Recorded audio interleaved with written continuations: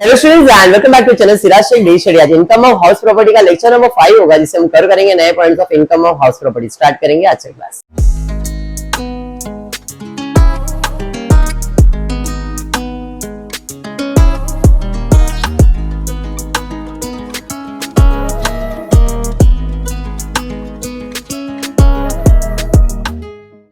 Last lecture है आज ये, इसके बाद हाउस प्रॉपर्टी खत्म, नया टॉपिक कुछ टैक्स चालू करेंगे या टैक्स में कुछ ब्रेक लेंगे, कुछ नया सब्जेक्ट स्टार्ट करेंगे।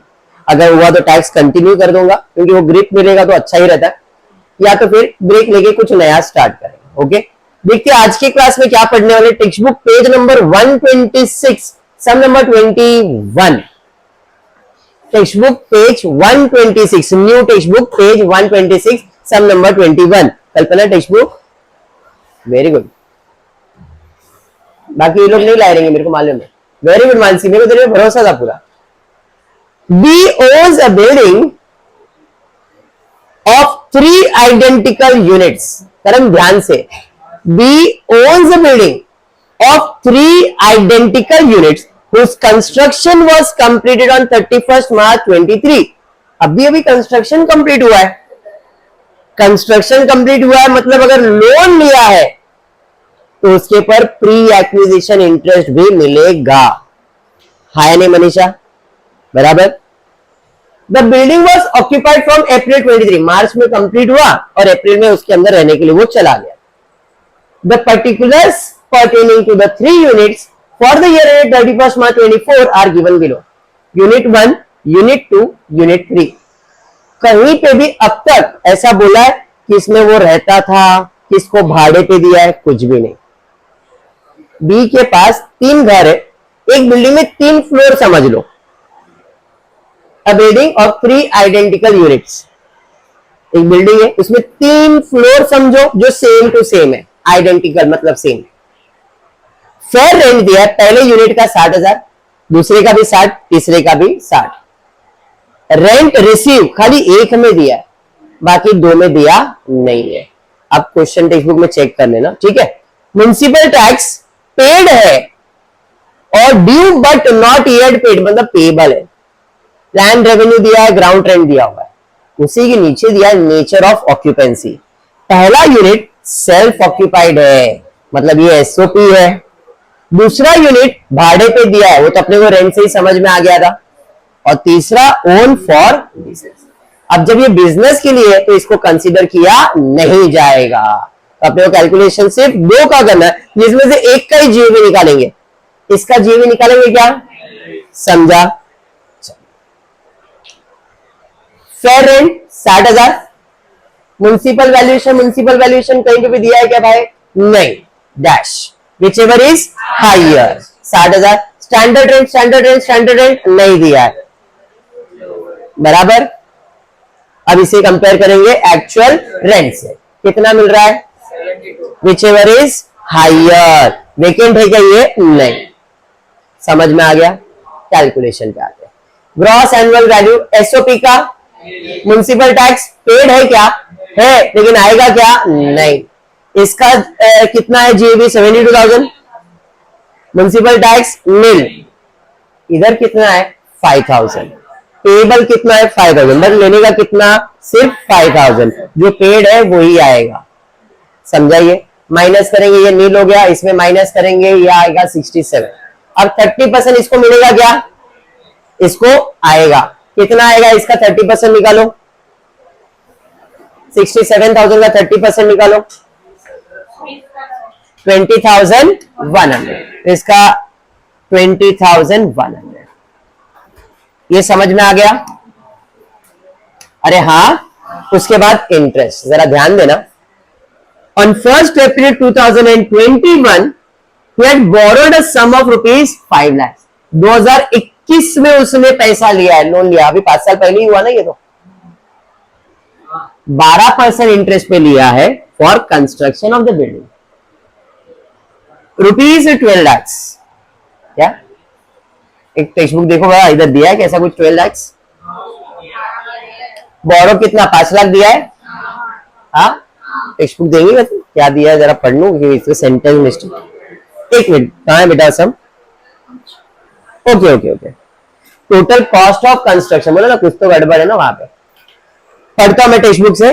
On 1st April 21, he had borrowed a sum rupees 5 lakhs bearing an interest at the 12% per annum for construction of the building. यहां तक आगे है the total cost of construction of the building। अभी building देख के उससे सिर्फ 12 लाख भर दिया है, तो एक सेंटेंस ऐड नहीं हुआ है, और सेंटेंस है the total cost of the construction was 12 lakh. अब कंस्ट्रक्शन का कॉस्ट 12 लाख है, लेकिन लोन कितने का लिया है, तो अपने को इंटरेस्ट 5 लाख पे कैलकुलेट करना है क्या 12 लाख पे? मैंने खर्चा 12 लाख का किया, लेकिन लोन सिर्फ 5 लाख का लिया, तो 5 लाख के ऊपर इंटरेस्ट दूंगा ना, 12 लाख पे दूंगा क्या? समझ में आया? अब इसका प्री एक्विजिशन कैसे कैलकुलेट होगा, तो डेट ऑफ लोन क्या देखोगे, टेकन। कभी लोन लिया आपने, 1 अप्रैल 20, डेट ऑफ लोन टेकन। उसके बाद कंस्ट्रक्शन कंप्लीट। कंस्ट्रक्शन कंप्लीट कब हुआ है जरा देखो, तो कंस्ट्रक्शन कंप्लीट हुआ है 31 मार्च 2023, बराबर। अब इसका प्रीसीडिंग प्रीवियस ईयर आएगा 2022, बराबर। 21 से 22 एक ही साल होता है, अप्रैल 2021 में चालू होगा तो 22 में खत्म ही होगा, तो अपन ने सिर्फ एक ही साल का इंटरेस्ट पे किया है, हाँ या नहीं? तो इंटरेस्ट कितने पे कैलकुलेट होगा, 5 लाख पे। कितना परसेंट, 12%, बराबर है। कितने ईयर के लिए, 1 ईयर के लिए।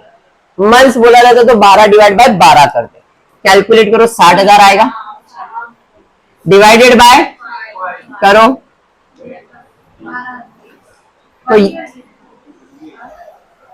तो 1 ईयर ही लेंगे ना, क्या?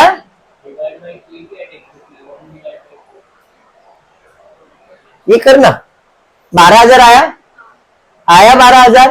अब ये जो 12,000 है, ये इंटरेस्ट पूरी प्रॉपर्टी का है, बराबर। प्री एक्विजिशन इंटरेस्ट जो मिल रहा है, ये तीनों प्रॉपर्टी का है, तो इसको आप अभी क्या करेंगे, डिवाइड बाय 3, तो पर प्रॉपर्टी कितना हो जाएगा? अरे समझा, समझ में आया? 5 से क्यों डिवाइड किया वो समझा? क्योंकि आप नहीं बैठे ना लेक्चर, आपको समझा? जब भी आप लोन विद इन 5 इयर्स लेते हो, तो जो भी आपने इंटरेस्ट पे किया है, मैंने इंटरेस्ट अब तक सिर्फ एक ही साल का पे किया है, तो जितना भी इंटरेस्ट पे किया है उसको डिवाइड बाय 5 करने का, और उतना इंटरेस्ट आपको और डिडक्शन मिलेगा। करंट ईयर का इंटरेस्ट कितना आएगा, तो 5 लाख में 12% 60,000 तो आएगा ही, 60,000 पूरे साल का, 3 प्रॉपर्टी का, तो एक प्रॉपर्टी का कितना होगा, तो 60,000 डिवाइड बाय 3 करोगे तो 20,000 रुपया तो कॉमन इंटरेस्ट है हर एक प्रॉपर्टी का, ये तो मिलेगा ही मिलेगा, प्लस 4,000 और मिलेगा। क्यों? क्योंकि जो लोन लिया है वो विद इन 5 ईयर्स लिया है। करंट ईयर का इंटरेस्ट का डिडक्शन आएगा ही, प्लस ये प्री एक्विजिशन का भी है। प्री एक्विजिशन क्यों? क्योंकि इसने अप्रैल 2023 में घर प्रवेश किया है, उसके पहले से वो इंटरेस्ट भरते आ रहा है, तो उसने 1 साल का इंटरेस्ट भरा, उसका भी डिडक्शन उसको गवर्नमेंट की तरफ से मिलेगा। समझाइए नहीं या हाँ? देखिए यहाँ पे सेम कैलकुलेशन, 5 लाख पे 12% 1 ईयर के लिए, बाद में डिवाइड बाय 3 कर दिया है, एंड वही मैंने दूसरे तरीके से कैलकुलेशन किया, अमाउंट 4,000 ही है। सेम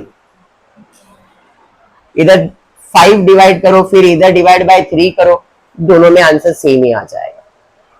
जो भी आपको वो समझाए तो वैसा, ऐसा समझ में आ रहा तो ऐसा करो, ठीक है। चल आता हूं मैं इंटरेस्ट के ऊपर। इसका 30% निकाला, इधर 30% आएगा नहीं, देखो इसका 30% 20,100 मैंने लिखा था ना अभी। इंटरेस्ट 24,000 कैसे 24,000? 20,000 प्लस 4,000, समझा ना? इधर आएगा लॉस और इधर आपको आ रहा है 22,900, 24,000 लॉस, 22,000 प्रॉफिट, तो भी लॉस में ही चल रहा हूं मैं। यहाँ पे लॉस फ्रॉम हाउस प्रॉपर्टी कितना, 1,000, क्योंकि ये माइनस में और ये प्लस में, तो आंसर नेगेटिव होगी, बिगर नंबर माइनस में ही है आपका, तो ये आपका सम कंप्लीट हुआ। समझा सम? हाँ पक्का? यस। बढ़ेंगे नेक्स्ट, ध्यान देना। एक्स ओज अ प्रॉपर्टी, पेज शायद उसी पे है क्या, अनसॉल्व है मालूम नहीं, देख लेना, अनसॉल्व में रहेगा फिर। अनसॉल्व सम हो सकता है 9 सम। X owns a अनसॉल्व है ना, ठीक है। X owns a property which consists of 3 identical flats, same 3 flat इसके भी थे, इधर भी 3 फ्लैट्स है। The construction of the property was completed in 31st December 2017 में। क्या ये मेरे 5 साल के अंदर आएगा क्या? तो इसको बेनिफिट मिलेगा क्या? समझ में आया? यहां पे कंस्ट्रक्शन 2013 में 23 में कंप्लीट हुआ था, तो 17 में कंप्लीट हुआ है और लोन में उसे उसके पहले लिया रहेगा, तो मतलब 5 इयर्स का बेनिफिट नहीं मिलेगा। ये समझा आपको? कैलकुलेशन करेंगे नहीं ना यहाँ पे? क्यों करेंगे कैलकुलेशन? आपने लोन अगर विद इन 5 इयर्स लिया है, ये प्रीवियस ईयर से आप 5 साल जाओगे पीछे, प्रीवियस ईयर को पकड़ना और 4 साल और, तो 5 साल हो जाएंगे ना। तो 4 साल पीछे जाने के बाद आपको देखना है कि आपने ये 4 साल या 5 साल के अंदर ही लोन लिया है क्या। अगर आपने लोन लिया है अभी और आप घर में प्रवेश भी नहीं किया, फिर भी आप इंटरेस्ट भरते जा रहे तो गवर्नमेंट आपको उसका डिडक्शन देता है। ये तो लोन 2017 का कंप्लीट हुआ है या 2017 में कंस्ट्रक्शन, ये 5 साल के अंदर आता ही नहीं है।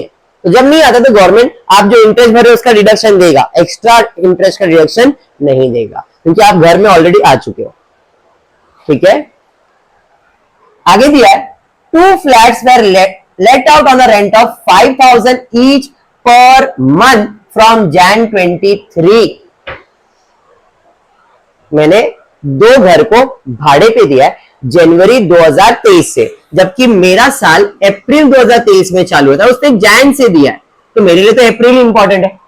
क्या वो भाड़े पे है? हाँ है।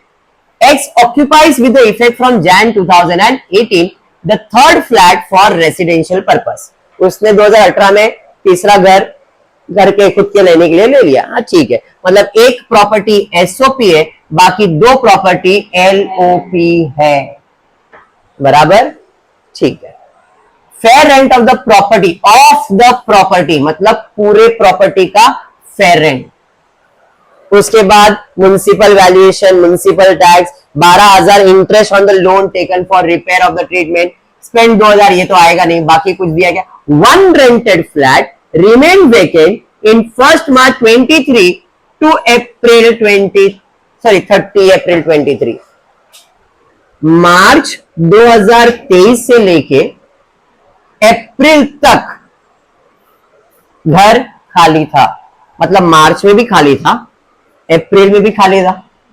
तो अगर मैं देखने जाऊं तो मेरे को रेंट 12 महीने का मिलना चाहिए था, बट ये मंथ का रेंट मिला क्या? मतलब एक प्रॉपर्टी में रेंट कितने मंथ का मिला और बाकी पे 12 महीने। समझा? इस सब में कुछ नया पॉइंट बताने वाला हूं, नोट डाउन करके रखना, बहुत इंपॉर्टेंट रहेगा। चलिए स्टार्ट करता हूं। जेवी एक है, VLOP और एक है LOP, एक वेकेंट है और एक पूरा लेट आउट है। फेयर रेंट कितना है? पूरे प्रॉपर्टी का मतलब तो एक का कितना? 2,40,000 डिवाइडेड बाय 3, 2,40,000 डिवाइडेड बाय 3, एक प्रॉपर्टी का वैल्यू कितना आएगा? तो इसका फेयर रेंट कितना आएगा? 80,000। समझ में आया क्या? अरे यस। म्युनिसिपल वैल्यूएशन 1.5 लाख रुपए 3 प्रॉपर्टी का, तो एक का कितना? 50,000। विच एवर इज क्या आएगा? समझ में आया? Compare with standard rent yield है, दिया है क्या? किधर दिया भाई? इधर दिया नहीं है पॉइंट, इधर टाइप आपकी बुक में दिया है। अच्छा, फिर इधर टाइप नहीं है। स्टैंडर्ड रेंट कितना दिया है? 98,000। इसको डिवाइड बाय 3 कर दो, 66,000। अच्छा, इधर टाइप नहीं हुआ, आपके बुक में है, तो 66,000। ठीक है, तो the standard rent 60, which ever is lower 66,000। ठीक है, पक्का? एक्चुअल रेंट कितना मिलने वाला है? पर फ्लैट, पर रूम बोला है ना, पर मंथ भी, तो 5,000 इंटू वेकेंट का रेंट कितने मंथ के लिए मिलेगा? विच एवर इज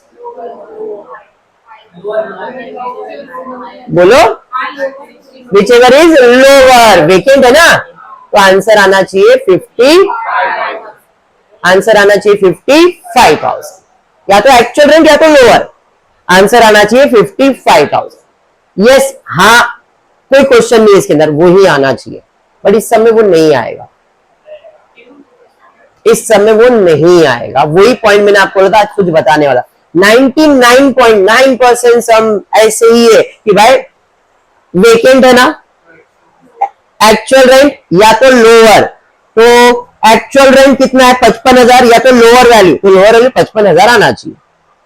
गवर्नमेंट क्या करेगा कि तुमने भाड़ा कितना लिया 5,000, ध्यान से सुनो जो पॉइंट बोल रहा हूं, इंटू 12 महीना, अगर तुम्हारा प्रॉपर्टी वेकेंट नहीं होता, तुम 12 महीने का रेंट चार्ज करते तो तुमको 60,000 रेंट आता, बराबर है, हाँ, तो अजम्पशन है कि तुमने वेकेंट नहीं रखा तो तुम्हारा रेंट है 60,000, और इस केस में हम लोग क्या लिखते हैं, वेकेंट नहीं है तो हम लोग जीवी में क्या लिखते हैं, विच एवर इज हायर, क्या आता आंसर 60। बट वेकेंट के केस में अपन क्या देते हैं कि भाई तुम जो रेंट ले रहे हो, तुम जो भी रेंट ले रहे हो, मेरे को मालूम है कि तुमने सिर्फ 11 महीने का कैलकुलेशन दिखा, इसलिए हम लोग उधर लोअर वैल्यू तुम्हारे लिए रखते हैं वर्किंग में। तो गवर्नमेंट कहता है कि जब हम इसलिए कंसीडर करते हैं लोअर, बिकॉज तुमको 1 महीने का रेंट कम है और हमारा जो वैल्यूएशन होता है पूरे साल का होता है, तो हम लोग कहीं ना कहीं ज्यादा होते, इसलिए हम वेकेंट के केस में लोअर वैल्यू को प्रेफरेंस या एक्चुअल रेंट को प्रेफरेंस देते हैं। बेटा क्या बोल रहा हूं मैं, हाँ, बट इस केस में लोअर या एक्चुअल रेंट नहीं आएगा। क्यों नहीं आएगा, बिकॉज 12 महीने का रेंट देखने जाओ, अगर वेकेंट नहीं होता है तो 60,000 ही होता है, जबकि ज्यादा होना चाहिए।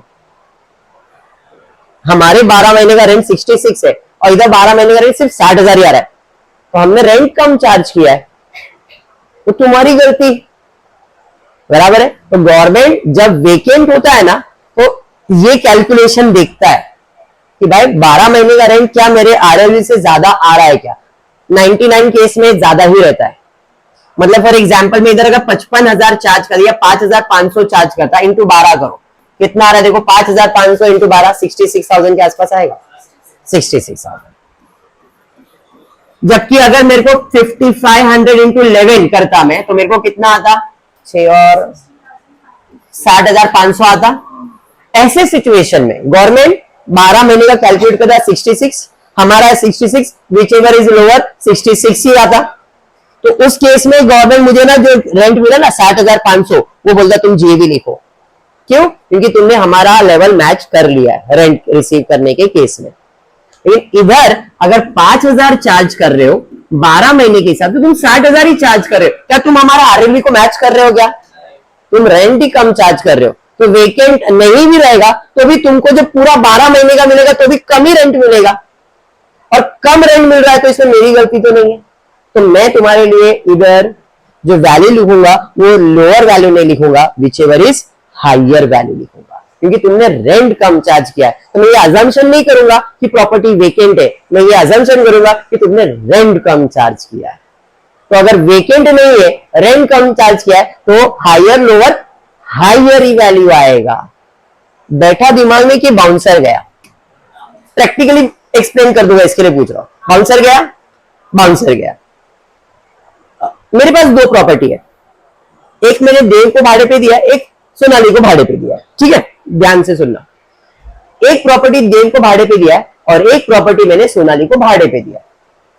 मैं इससे 10,000 रुपए भाड़ा ले रहा हूं और इससे 5,000 रुपए भाड़ा ले रहा हूं। गवर्नमेंट ने दोनों प्रॉपर्टी का वैल्यू बोला है मुझे कि 60,000 रुपए तुमको रेंट मिलेगा। कितना रेंट मिलेगा, 60,000 तुमको तुम्हारे प्रॉपर्टी से रेंट मिलेगा। बोला हाँ ठीक है। इसको 10,000 भाड़े पे दिया है और इसको मैंने 5,000 भाड़े पे दिया है। इसने बोला सर अभी पूरे साल में सिर्फ 10 महीना ही बाकी है, मतलब 2 महीना मेरा प्रॉपर्टी क्या था, वेकेंट था। इसने बोला सर आपका तो 2 महीना, अभी तो 10 ही महीना बाकी, मतलब मैं 10 महीने का रेंट दूंगी, तो मुझे 10 महीने का रेंट देगा। दोनों के केस में, पहले केस में मेरे को 5,000 इंटू 10 यानी कि 50,000 ही रेंट आएगा, और दूसरे में 10,000 इंटू 10 1 लाख रुपया रेंट आएगा। अब जरा दोनों कंडीशन समझो। इस प्रॉपर्टी में, देव के प्रॉपर्टी में मैंने रेंट कितना चार्ज किया है? 10 महीने का रेंट कितना मिला मुझे? गवर्नमेंट कहता है तेरा प्रॉपर्टी तो वेकेंट था, तो भी तूने 1 लाख रुपया रेंट दिया, मतलब तू रेंट बराबर चार्ज कर रहा है। तो तेरे केस में हायर लोअर, लोअर ही लूंगा मैं, और लोअर या तो फिर एक्चुअल रेंट। तो प्रॉपर्टी का वैल्यू कितना है? रेंट कितना मिल रहा है? तो लोअर नहीं, एक्चुअल रेंट। प्रॉपर्टी वेकेंट होने के बावजूद भी तेरे को मेरे से ज्यादा कैसे रेंट मिल रहा है, तो मैं तेरे लिए क्या कंसीडर करूंगा? लोअर या तो एक्चुअल रेंट। ये मेरा जेवी आएगा। अब मैं आ जाता हूं सोनाली की केस में। कितना भाई? इससे कम मिल रहा है। नहीं, मेरा तो साल भर का है। चल जरा उस प्रॉपर्टी का साल भर का वैल्यू निकालते। 5000 इंटू 12, साल भर का वैल्यू कितना है? हाँ, मुझे मैच कर रहा है। 60,000 है, 60,000 वो भी चार्ज कर रहा है। तो अगर उसको रेंट कम आ रहा है तो मैं क्या कंसीडर करूंगा? लोअर कंसीडर कर सकता हूं। और वही जगह पे अगर 12 महीने का रेंट इसका सिर्फ 55,000 आता, तो क्या वो गवर्नमेंट को मैच कर रहा है? मतलब तुम रेंट कम चार्ज कर रहे हो, तो तुम रेंट कम चार्ज कर रहे हो, बोले प्रॉपर्टी वेकेंट है तो इसमें मेरी गलती नहीं है। तो ऐसे सिचुएशन में हायर लोअर हायर वैल्यू लिया जाएगा, तो रेंट क्या आ जाएगा? जेवी क्या आएगा? 60,000। जो इधर हुआ 55,000, पूरे साल भर का देखने जाओ तो 60,000 ही रेंट आ रहा है। अगर वेकेंट नहीं भी हो तो भी, तो पूरे साल का वैल्यू गवर्नमेंट ने क्या बोला है? 66, और पूरे साल का तुम्हारा रेंट कितना आ रहा है? 60। तो तुम कम ही रेंट चार्ज कर रहे ना, साल भर का भी रेंट कम ही आ रहा है। तो गवर्नमेंट को मैच किया क्या तुमने? तो गवर्नमेंट क्या बोलेगा? मैं तुमको वो जो वीएलओपी वाला कंसेप्ट वो एप्लीकेबल नहीं करूंगा। हायर लोअर हायर वैल्यू, और हायर वैल्यू क्या आ जाएगा? 60,000। समझा अभी? इफ वेकेंट है तो साल भर का रेंट आपके आरएलई को मैच करना जरूरी है। अगर उससे ज्यादा आ रहा है तो लोअर वैल्यू ही लेना है, अगर उससे कम आ रहा है तो whichever is higher will be consider as GAV. Point समझा क्या है? पक्का समझा? That's it. ये पॉइंट आपको ध्यान में रखना है वीएलओपी के लिए, बाकी अभी सम में कुछ भी नहीं है। ओके, चलिए यहां पे फिर आ जाएगा 66,000। 55 क्यों नहीं आया? समझ में आया? एलओपी पे जाते हैं। फेयर रेंट 80,000 ही आएगा, म्युनिसिपल वैल्यूएशन 50,000 आएगा, विच एवर इज हायर 66,000 ही आएगा, 66 लोअर। अब रेंट कितना मिल रहा है? 5,000, लेकिन पूरे साल भर का लिया जाएगा 60,000, whichever is higher 66,000। Clear? आ जाते 66,000। 8,000 म्युनिसिपल टैक्स पेड, सर 24,000 है, डिवाइडेड बाय 3 प्रॉपर्टी का ना, तो 8,000 आएगा। 66 में 8,000 माइनस कर दो, 54 नहीं 58 आएगा। 30% इसका निकालो, 11,700। इंटरेस्ट कितना भरा उसने? 3 प्रॉपर्टी का, तो एक प्रॉपर्टी कितना? 4,000। 4,000 ना, एक मिनट रुको, 6,000 इधर फॉर टेनेंट पोर्शन ओनली। जो मैंने भाड़े पे दिया है उसी के लिए मैंने लोन लिया है, और भाड़े पे कितना प्रॉपर्टी दिया है? तो ये जो इंटरेस्ट है वो सिर्फ 2 प्रॉपर्टी का है, 3 प्रॉपर्टी का नहीं। तो 12,000 डिवाइड बाय 2 करोगे तो इंटरेस्ट कितना? 6,000। समझा ना? अगर ये नहीं होता अपन डिवाइड बाय 3 करके 4,000 ही लिखते। उधर बोल दिया टेनेंट पोर्शन का ही रिपेयरिंग किया है खाली, और उसी के लिए लोन लिया था। 6,000 माइनस कर दो, 34,000। सेम उधर भी जाएंगे, 66,000, 8,000, 58, 11,700 वही आएगा बराबर 6,000 एंड 34,600। सेम ही आएगा ना? ये दोनों का जीए भी सेम है, बाकी सब तो सेम ही हो जाना है। एसओपी पे जाएंगे, सब नील नील नील नील। इंटरेस्ट है क्या? इंटरेस्ट नहीं, there is no interest dash. तो दोनों को ऐड करेंगे तो अपने को टोटल इनकम मिल जाएगा। समझ में आया क्या? सम क्लियर है? पक्का क्लियर है? क्या किया, क्यों किया, पॉइंट डन, पक्का। चलिए फिर नेक्स्ट सम पेज 137 पे जाएंगे, डिलीट वाला सम। अभी सिंपल सब हो गया, पॉइंट सब क्लियर। अभी तुम खुद सेल्फ सॉल्व करो, ऐसा सम है। दिलीप ओज a big house 50% of whose floor area is let out on a monthly rent of ₹20,000. एक बहुत ही बड़ा घर है और उसके अंदर से आधा घर उसने भाड़े पे दिया है, तो जो भी वैल्यूएशन होगा पूरे घर का होगा, लेकिन उसको अपन दो पार्ट्स में डिवाइड करेंगे, आधा खुद रहता रहेगा और आधा उसने भाड़े पे दिया है, ठीक है। However, the portion remained vacant for 2 months during the previous year. 25% of floor area was used by the owner for the purpose of his profession, while 25% is used for his own residence. अभी यहाँ पे उसने clear बोला है, मेरा एक घर है, उसका आधा भाड़े पे दिया है, 25% खुद रह रहा है और 25% बिजनेस कर रहा है। समझ में आया? देखो 50% ऑफ द फ्लोर रेंट दे दिया रेंट पे, 25% floor area use by owner for the purpose of his profession, मतलब बिजनेस करने के लिए, एंड रिमेनिंग 25% फॉर रेसिडेंस। तो ये एसओपी हो गया, ये बिजनेस हो गया। बिजनेस आएगा क्या? समझा? हाँ, 50 का 25% नहीं करने का यहाँ पे। अंडरस्टूड? चलिए ठीक है। मतलब मेरा घर 3 भाग में डिवाइडेड है, 50% लेट आउट है, 25% बिजनेस के लिए और 25% एसओपी के लिए। स्टैंडर्ड रेंट दिया है, म्युनिसिपल टैक्स, रिपेयरिंग आएगा नहीं, इंटरेस्ट ऑन बोरोड कैपिटल इसके बारे में सोचना है, ग्राउंड रेंट आएगा नहीं, एनुअल चार्जेस नहीं, फायर नहीं, कुछ नहीं। फेयर रेंट दिया है क्या? म्युनिसिपल वैल्यूएशन दिया है क्या? डैश। स्टैंडर्ड रेंट दिया है, कितना है? 4,80,000, 1,60,000, क्यों? डिवाइडेड बाय 3, 4 लाख, तो 3 भाग में डिवाइड किया ना घर को मैंने, एक बिजनेस, एक एसओपी और एक खुद के लिए। अरे हाँ, यस, 4,80,000 डिवाइडेड बाय 3 करो, कितना आ रहा है?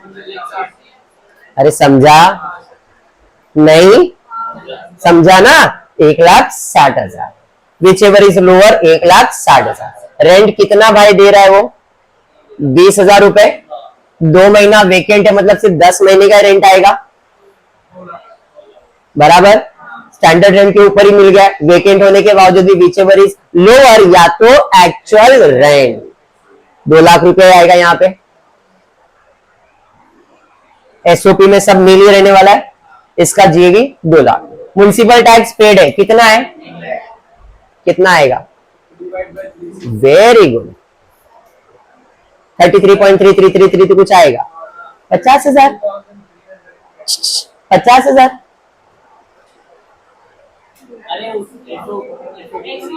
Very good. एसओपी को कोई डिडक्शन नहीं मिलता है। यहाँ पे जो 1 लाख रुपया है उसमें से टेनेंट ने कितना परसेंट लेके रखा है? तो जो टैक्स है वो 3 भाग में बटेगा कि 2 ही भाग में बटेगा? समझा? तो 1 लाख डिवाइडेड बाय 2 किया, 50,000। अंडरस्टूड? चलिए, माइनस किया, इधर कुछ नहीं, माइनस किया 1.5 लाख, इसका तो कुछ नहीं आएगा। 1.5 लाख का 30% निकालो, 45,000 बराबर है। इंटरेस्ट कितना भाई? इंटरेस्ट अब बताओ, इंटरेस्ट कितना आएगा? इंटरेस्ट कितना आएगा? एसओपी को इंटरेस्ट मिलता है, ये तो मालूम ही है ना, एलओपी को भी मिलने वाला है, तो बताओ कितना आएगा इंटरेस्ट? बोलो। 16 के 8, 16,000 के 8,000 पक्का? 16 क्यों किया कल्पना? आधा कर दिया 32 का, है ना? 8,000 एक, इसको 16,000, क्यों ऐसा? 32,000 टोटल है, इसमें से 50% प्रॉपर्टी तो मैंने ओन करके रखा है, भाड़े पे दिया है, तो 50% इंटरेस्ट तो इसी का है, बचा 16,000। अब 16,000 में से एसओपी का कितना है? आधा। 25% नहीं, आधा बोल सकते हो, क्योंकि ये 50 है ना, तो 50 का हाफ मतलब इसका हाफ कितना? 8,000, और इसका हाफ कितना? 8,000। बिजनेस का मिलेगा क्या? एसओपी को कितना मिलेगा? अरे समझा? 16,000 का 25% नहीं निकालना है, हाफ हाफ करना है। तो इसके लिए इसको 8,000 का डिडक्शन मिलेगा और इसको 16,000 का। समझ में आया? तो ये तो लॉस में जाएगा। 1.5 लाख में इतना माइनस कर दो 89। अब ये प्रॉफिट है, ये लॉस है। 89 में तो 81,000 आ जाएगा। 10 विथ योर सम। समझा सम? पक्का? यस और नो? लास्ट सम खत्म क्या? लास्ट ही था। फिर ठीक है, इतना समझ में आ गया है। तो हाउस प्रॉपर्टी वाइंड अप करते हैं, फिर नेक्स्ट सेक्शन में कुछ नया टॉपिक स्टार्ट करेंगे। होपफुली वीडियो पसंद आए तो प्लीज वीडियो को लाइक कर देना, फ्रेंड्स ग्रुप में शेयर करना, चैनल को सब्सक्राइब करना। Thank you for watching the video.